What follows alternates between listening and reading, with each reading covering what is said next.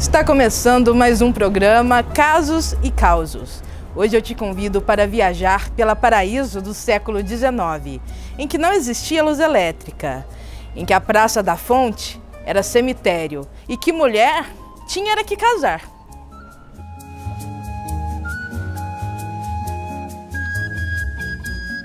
Toda cidade tem uma lenda. Lendas são histórias passadas de geração para geração que não tem um autor definido. E aqui em São Sebastião do Paraíso, nós temos a lenda da Maria Engomada.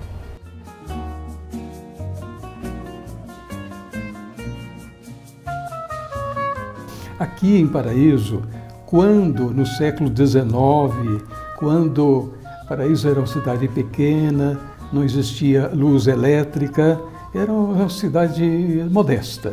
Mas nem por isso a nossa cidade deixava de receber, vez por outra, circos. Esses circos que até hoje nos visitam. Naquele tempo, os circos vinham via São Paulo, Campinas, Mojimirim, Mococa. De Mococa para cá, eles vinham em carroção.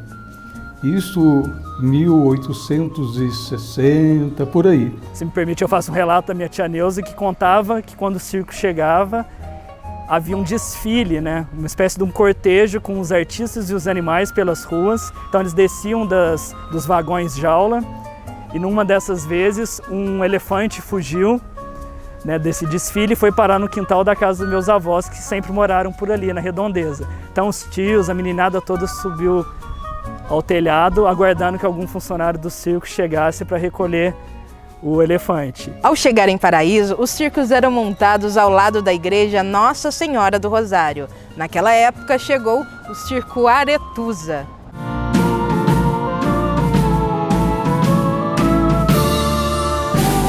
For the benefit of Mr. Kite, there will be a show tonight on trampoline.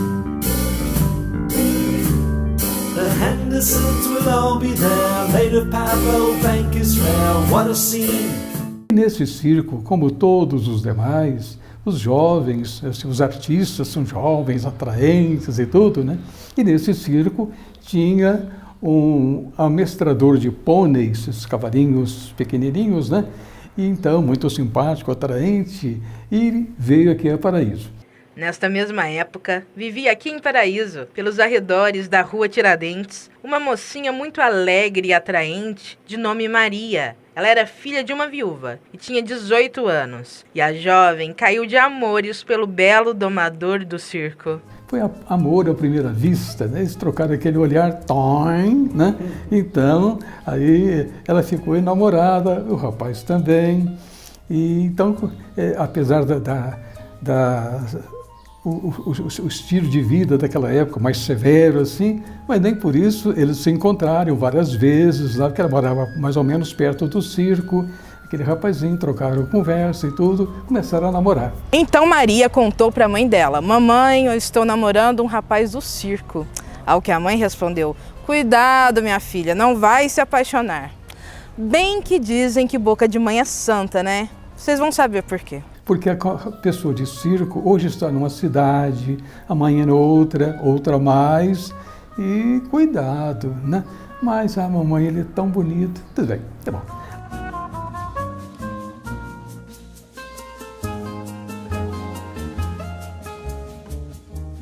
O circo ficou mais ou menos 1 mês e meio, quase 2, né?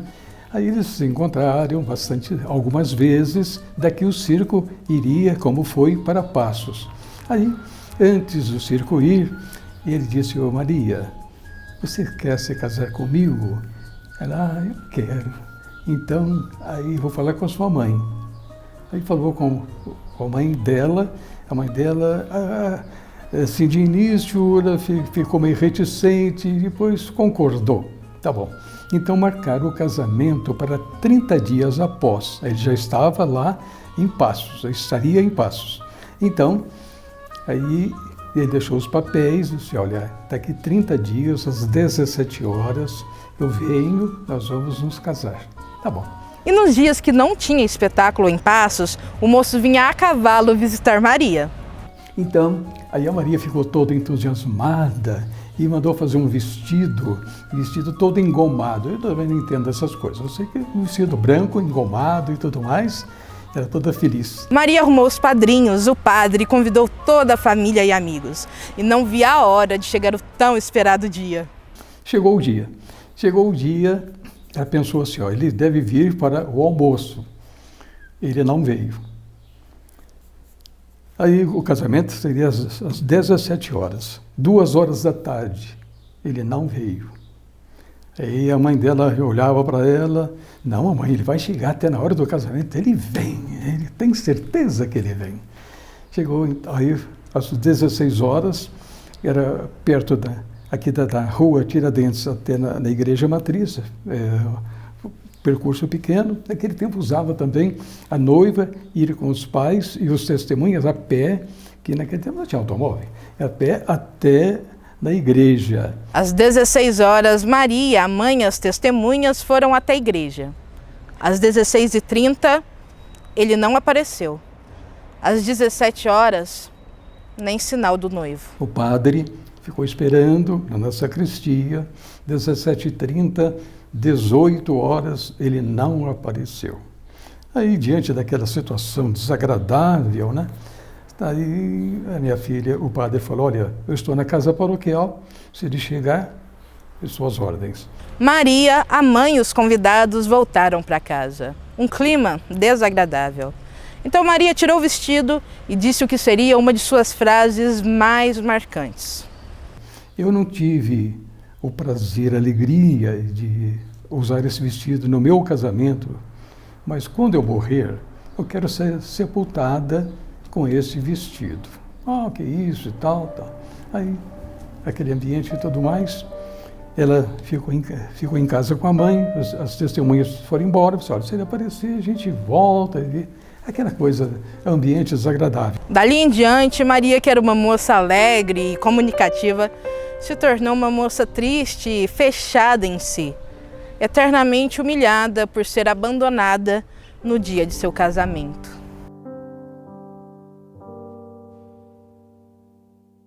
Ne me quitte pas, il faut oublier, tout peut s'oublier, qui s'enfuit déjà, oublier le temps. No século XIX, a única perspectiva de vida para as mulheres era o casamento, o que explica a dor de Maria. Era muito nítido isso, era muito claro o papel da mulher nessa sociedade, né, que era definido, e se a mulher não se encaixava nesse papel, ela sintomatizava, né? Então a gente via as histéricas de Freud, eram mulheres que paralisavam mesmo os membros, né? Elas ficavam cegas, surdas, os membros do corpo paralisavam, né? Então era algo seríssimo, era algo muito nítido e corporal mesmo, né? Não era só psíquico. Então a gente via muito essa questão de a mulher, ela precisa estar num casamento, né? E hoje a gente ainda vê resquícios disso, né? Ainda as mulheres se questionam, será que esse é meu papel? Mesmo que ainda ocupem outros lugares hoje, mas mesmo assim ainda se questionam. Apesar de eu ter um emprego numa multinacional, mas aí eu tenho que casar para ser aceita na sociedade, para ter uma validação. Então nessa época era muito mais sério isso e quando não acontecia geravam sintomas, né, psicossomáticos e psíquicos muito sérios, depressões, né, que na época talvez não se dava esse nome, né, era uma melancolia, uma angústia, e era normalizado também a questão do amor romântico, né? Então a mulher sofrer era natural, era até bonito, né, era valorizado, nossa, uma mulher sofrendo de amor, né, uma mulher ali na cama prostrada de amor era algo valorizado até nos livros, na literatura. Então a gente vê que existia essa padronização muito evidente, né, na época. Naquela época, a depressão, que nem tinha este nome, era normalizada. A dor de amor era romantizada. E a mulher que sofria de amor era vista como uma eterna coitada. A mulher, ela não podia ter outros desejos na sociedade, ela só podia ser desejada. Então a mulher, ela não tinha vontades ali, ela não tinha voz. E quando ela não se via dentro de um casamento, ela não se enxergava mais, né? Ela se anulava, ela não se enxergava. Eu sou o quê nessa sociedade? E a sociedade respondia nada, né? Porque uma mulher, como assim uma mulher que não é casada? Uma mulher que foi abandonada no altar, né? Igual o caso da Maria Engomada. Des terres brûlées, tenant plus de blé que mer avril. Et quand vient le soir, pour qu'un ciel flamboie, le rouge et le noir s'épousent-ils pas? Os anos passaram. Maria, sempre triste, o que piora quando a sua mãe falece. Ela foi a mãe sepultada no antigo cemitério, que é onde hoje é a Praça da Fonte, Praça Comendador João Alves. Mais uns bons anos e a Maria veio a falecer. Ainda o cemitério era lá. Então, ela foi sepultada com aquele vestido que ela sempre falou e uma última vontade dela, vamos assim dizer. A única coisa que ligou, né, ao meu ver, a história dela, o início e o final, né, a paixão e a morte, foi o vestido, né, o vestido engomado, que realmente simboliza essa história, porque ela pediu para ser sepultada com o vestido que ela não teve o prazer de se casar.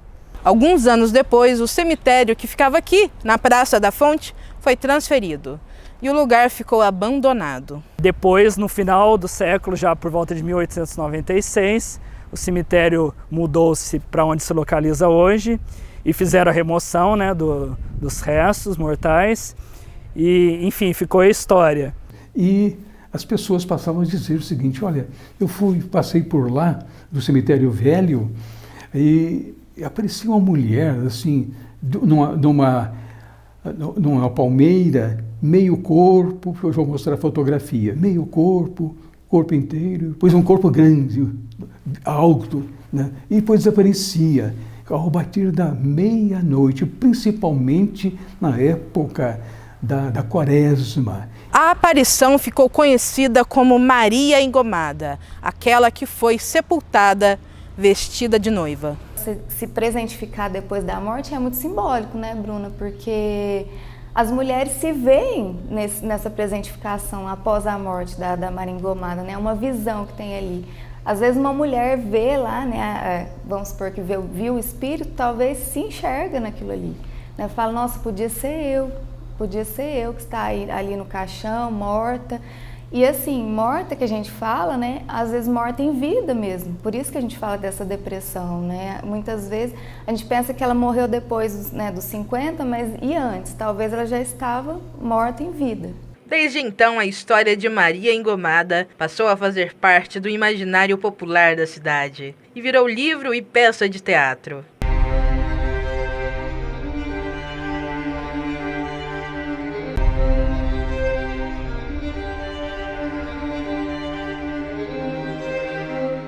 Reinaldo Formaggio é um escritor paraisense que transformou a história de Maria Engomada em livro. Eu resolvi escolher uma história que eu gostaria de contar, ou recontar no caso. E uma história das mais tradicionais em nossa cidade é a lenda da Maria Engomada. E eu contei do meu jeito, que eu acho uma coisa muito bacana que todo autor tem, que é a liberdade poética. Então a gente pode recontar. Então eu me recorri às histórias, né, passadas de geração em geração, e sempre fui fascinado por ouvir histórias, né, principalmente por pessoas mais velhas, e essa já era contada há muito tempo, né? Tem um registro no livro do amigo Luiz Ferreira Calafiore, e era um registro breve, né, dentro de um dos livros dele. Eu acho que merecia um livro exclusivo. E eu procurei suavizar um pouco, né, porque trata-se de uma tragédia, então eu transformei numa poesia. Então tem uma certa ludicidade em meio a uma tragédia que foi o que de fato aconteceu, pelo menos como nós ouvimos, né, como nos chegou. Além do livro, a Oficina de Artes Cênicas Sebastião Furlan também transformou a história de Maria Engomada em peça. Nós fizemos 2 apresentações. Uma delas foi em 2016, onde nós batemos recorde de bilheteria, que em 3 dias de apresentações nós conseguimos mais de 800 espectadores. E em 2019, para comemorar os 25 anos da Oficina de Artes Cênicas Sebastião Furlan, resolvemos repetir uma parte da peça Maria Engomada, apesar de que até hoje muitas pessoas nos pedem que ela seja reapresentada, porque só 3 dias foram muito poucos. Na produção da peça, a escolha dos atores, figurino e cenário foi essencial para cativar o público. O mais engraçado de tudo é que nos 2 anos, tanto em 2016 quanto em 2019, a atriz Isis Vilela foi quem fez a personagem da Maria Engomada. Ela foi escolhida a dedo, né? Ela passou por um teste em 2016, participaram junto com ela 7 atrizes e ela foi a vencedora. E os autores Bruno Pessoni e Reinaldo Formaggi participaram da seletiva da escolha da atriz. Houve uma grande preocupação em retratar figurinos do final do século XIX. E foi um grande desafio, a gente teve que ir atrás das roupas, pesquisar como que faz os figurinos, mas no final deu tudo certo. Houve uma grande preocupação em retratar também um cenário muito fiel à época que a história aconteceu. Foram produzidos IPs com folhas de papel crepom, né, que ficaram muito perto da realidade. Afinal de contas, a nossa cidade é a cidade dos IPs. E também houve uma preocupação em mostrar e confeccionar um cenário de circo igual da época. Na história original, o noivo de Maria era um domador de animais. No livro, ele se tornou um trapezista e na peça, um mágico. Enquanto para a gente trazer um domador para dentro do teatro seria um pouco difícil. E para ficar mais real, nós escolhemos adaptar o Reinaldo num mágico. O que ficou esplêndido, porque ele teve que estudar histórias de mágicas para poder ser apresentadas no seu número. É de extrema importância manter vivas histórias como de Maria Engomada, para que as futuras gerações conheçam o folclore da cidade. E é interessante porque eu tive a oportunidade com esse livro visitar diversas escolas e encenaram, né, peças teatrais, fizeram um bolo da Maria Engomada. Eu trouxe até para mostrar para vocês uma boneca lá da escola Ibrantina Amaral. Todos os alunos me entrevistaram e fizeram uma bonequinha e no final me presentearam com a bonequinha, a noivinha, né, da Maria Engomada. E teve peça da Oficina Sebastião Furlan também. Enfim, foi um livro que, né, a história não trouxe alegrias para o protagonista, mas para mim foi só alegria. E lancei em diversos lugares do Brasil, assim, teve uma aceitação muito boa, porque eu acho que as pessoas gostam, né, dos causos. E quando se fala em Minas, parece que já vem atrelado, né, as histórias aos causos, né, aos matutos e lendas e assombrações. É um assunto que sempre me interessou muito, né, o folclore e a cultura popular. Esta foi a história de Maria Engomada, que em vida foi triste e traumatizada, mas que se tornou símbolo do folclore de Paraíso. Eu sou Bruna Silfer, este foi o Casos e Causos de hoje. Até a próxima!